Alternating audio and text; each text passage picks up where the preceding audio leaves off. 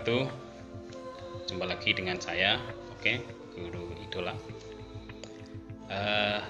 Jangan pernah bosan untuk selalu jaga kesehatan, karena kesehatan itu sangat penting. Hari ini kita akan membahas tentang unsur kebahasaan novel. Sebelum kita masuki ke bahasa, kita mau membahas apa itu novel. Novel merupakan karya prosa fiksi yang panjang, mengandung rangkaian cerita kehidupan seseorang dengan orang-orang di sekelilingnya dengan menunjukkan watak dan sifat setiap pelaku. Pada pertemuan sebelumnya, kita telah belajar menangkap maksud pengarang terhadap kehidupan dalam novel kaitannya dengan latar belakang sosial budaya pengarang. Seperti yang kemarin kita sudah baca ya di bukunya, bahwa misalnya novel Ronggeng Dukuh Paruk itu adalah karya Kang Tohari. Nama aslinya Ahmad Tohari. Rumahnya di daerah Jatilawang. Di sekitar di sana itu penggambaran yang ada di novel itu hampir sama dengan penggambaran di desa yang ditempati oleh Kang Tohari. Tapi bukan di desanya, tapi di salah satu desa di kecamatan yang ditempati oleh Kang Tohari atau Ahmad Tohari. Itu novel tentang Ronggeng Dukuh Paruk. Kemudian pada pertemuan ini kita akan berlatih untuk menganalisis isi novel, yaitu unsur-unsur intrinsik pada novel. Seperti kita sudah pernah dan mungkin sering belajar, apa itu unsur intrinsik? Unsur intrinsik itu adalah unsur yang ada di dalam novel itu, bukan dari luar dari novel itu. Jadi unsur in ya dari intrinsik. Ada 4 minimal di dalam unsur intrinsik novel. Yang pertama seperti biasa adalah tokoh, yang kedua alur, yang ketiga latar, yang keempat sudut pandang, dan yang kelima, maaf bukan 4 tapi 5 ya. 5. Siapa itu tokoh? Mungkin sudah kita tahu, biasanya tokoh itu ada 3 jenis, ada tokoh antagonis, protagonis, dan yang berubah campuran gitu. Tokoh adalah pelaku yang terdapat di dalam cerita. Tokoh dalam cerita adalah orang-orang yang ditampilkan dalam suatu karya fiksi yang oleh pembaca ditafsirkan memiliki kualitas moral dan kecenderungan tertentu, seperti yang diekspresikan dalam ucapan dan apa yang dilakukan dalam tindakan. Ini menurut Nurgiantoro ya. Nurgiantoro membedakan tokoh dilihat dari sisi peranan atau tingkat pentingnya tokoh dalam cerita. Ada tokoh utama dan tokoh tambahan ya. Ada 2 jenis. Tokoh utama adalah tokoh sentral atau tokoh yang sangat penting peranannya dalam fiksi itu. Tokoh tambahan adalah tokoh bawah atau tokoh yang tidak selalu diceritakan namun memiliki hubungan dengan tokoh utama. Itu namanya tokoh tambahan. Dalam pengembangan plot ya, Nurgiantoro membagi peran-peran tokoh dalam 2. Ada 2 ya. Yang pertama adalah tokoh protagonis seperti tadi, dan antagonis. Apa protagonis? Protagonis adalah tokoh yang disukai pembaca karena sifatnya biasanya penyelamat, pahlawan, dan sebagainya. Sementara tokoh antagonis adalah tokoh yang tidak disukai pembaca. Itu karena sifatnya biasanya jahat, pengecut, pengkhianat, dan lain-lain. Penokohan ini di dalam novel merupakan teknik atau cara yang ditampilkan, cara tokoh ditampilkan atau dicitrakan di dalam fiksi. Para ahli menunjukkan ada 2 cara menampilkan atau mencitrakan tokoh, yaitu yang pertama analitik dan yang kedua dramatik. Secara analitik, perwatakan tokoh di cerita ditampilkan langsung dalam bentuk perincian oleh pengarang. Nah, kalau secara dramatik, perwatakan tokoh-tokoh cerita itu diceritakan dalam dialog, pikiran, perasaan, lukisan fisik, perbuatan, dan komentar atau penilaian tokoh lain dalam fiksi. Jadi tidak misalnya namanya tokohnya adalah Imam. Imam adalah seorang yang ini. Itu namanya analitik. Tapi kalau diceritakan dalam bentuk didialogkan dalam bentuk masuk di dalam dialog, itu namanya dramatik atau pentokohannya dalam bentuk dramatik. unsur intrinsik yang kedua adalah alur atau plot. Apa itu alur atau plot? Yaitu rangkaian peristiwa yang disusun berdasarkan hubungan kausalitas. Di dalam alur terdapat peristiwa yang saling berrelasi, berhubungan dalam peran masing-masing, baik sebagai sebab maupun akibat, sehingga dari situ tercipta konflik gitu. Sifat tersebut tercermin melalui suspense atau misteri, karena di dalamnya terdapat kejadian berupa konflik yang mampu menyihir pembaca untuk terus mendorongnya membaca. Jadi itu ada yang dipertahankan oleh penulis supaya para pembaca selalu setia untuk tetap membaca. Di dalam alur terkadang ada peristiwa, konflik, dan klimaks. Ada tiga ya, peristiwa, konflik, dan klimaks. Peristiwa merupakan peralihan dari satu situasi ke situasi yang lain.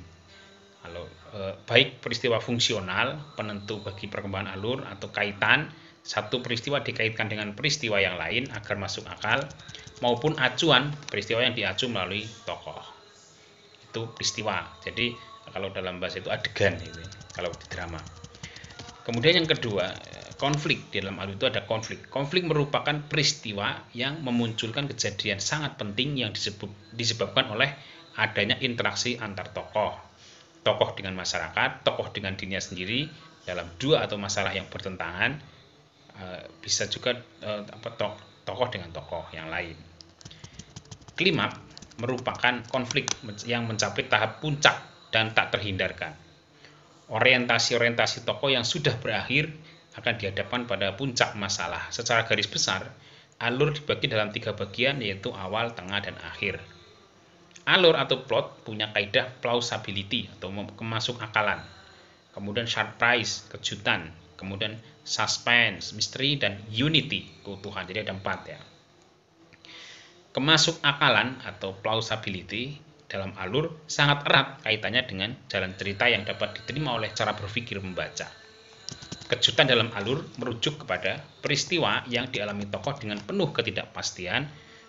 Kejutan ini mampu menyentuh perasaan dan pikiran sehingga pembaca tergelitik, terdorong, termotivasi untuk terus membaca. Kejutan dalam alur menampilkan peristiwa-peristiwa yang bertentangan atau tiba-tiba karena tak terduga. Fungsinya untuk memperlambat atau mempercepat klimaks cerita. Keutuhan dalam alur sangat erat kaitannya dengan ciri peristiwa, yakni fungsional, kaitan, dan acuan yang mengandung konflik. Itu alur, ada 3 tadi ya. Kemudian yang ketiga, yang keempat, ada latar atau setting. Apa itu latar atau setting? Yaitu gambaran yang digunakan untuk menempatkan peristiwa dalam suatu cerita fiksi. Latar ini menyaran pada tempat, ada 2 ya, ada 3. Ada 2, tempat dan waktu.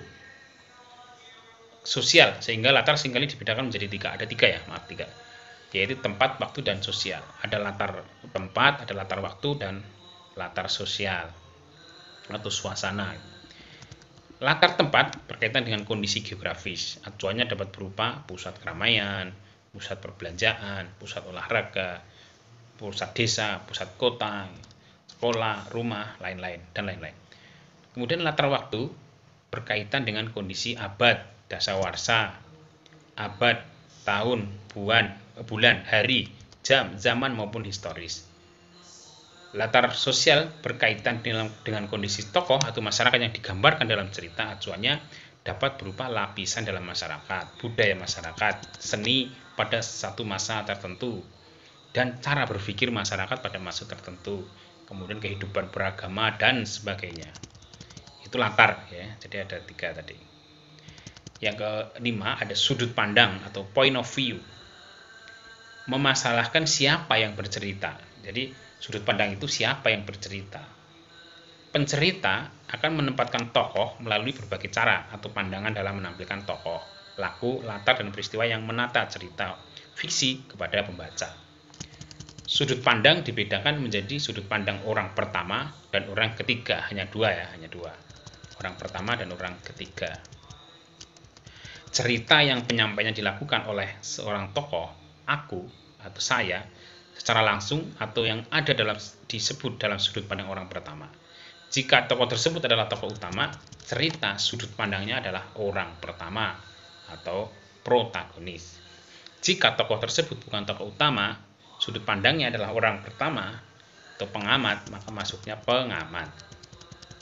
Cerita yang penyampaiannya dilakukan bukan oleh seorang tokoh yang ada dalam cerita, tetapi oleh penulis yang berada di luar cerita, disebut sebagai sudut pandang orang pertama. Jika narator menyampaikan pemikiran tokoh, sudut pandang ceritanya adalah orang ketiga yang mengetahui banyak hal.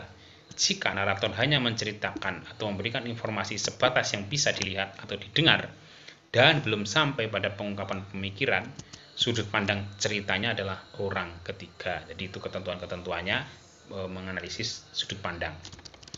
Kemudian yang keenam yaitu tema.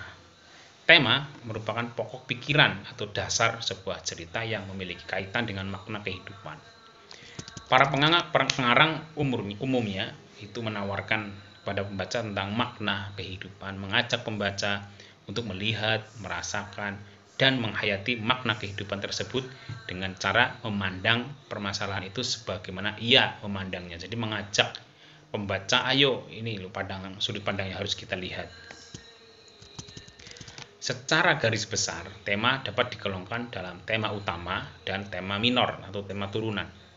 Tema utama adalah pokok cerita bermakna yang menjadi fondasi utama penceritaan, sedangkan tema turunan menjadi tema yang berfungsi sebagai penguat fondasi utama.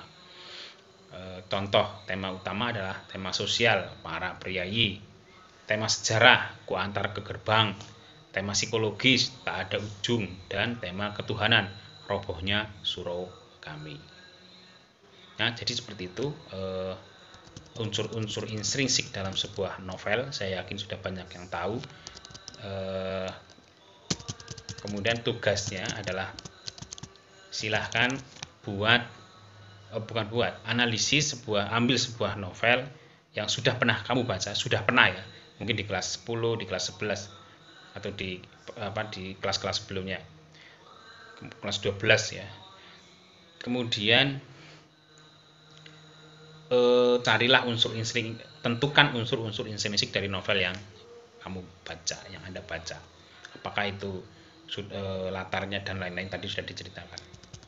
Bisa dibuat tabel, boleh bebas. Kemudian seperti biasa masukkan ke classroom. Mungkin itu dulu pertemuan kita siang hari ini. Terima kasih atas perhatiannya. Tetap jaga kesehatan. Wallahul muwaffiq ila aqwamit thoriq. Assalamualaikum warahmatullahi wabarakatuh.